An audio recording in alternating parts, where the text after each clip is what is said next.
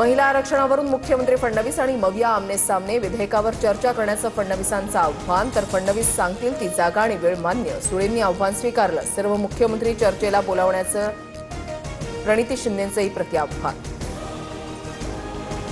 विरोधी पक्षांकडून 70 कोटी महिलांचा विश्वासघात. भाजपनं जनजागृती मोहीम सुरू केली. महाविकास आघाडीचा महिला विरोधी चेहरा उघडा पाडणार.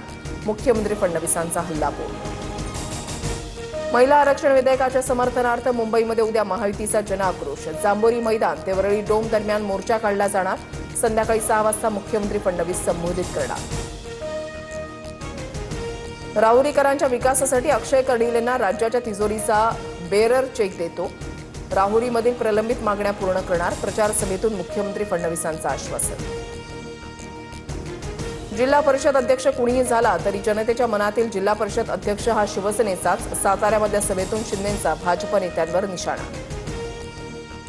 साताऱ्याचे एसपी तुषार दोशींची साताऱ्यातून सांगलीमध्ये बदली. निखिल पिंगळे साताऱ्याचे नवे पोलीस अधीक्षक असणार. झडपी अध्यक्ष निवडीवेळी तुषार दोशींवर मंत्री शंभूराज देसाईंनी धक्काबुक्की केल्याचा आरोप केला होता.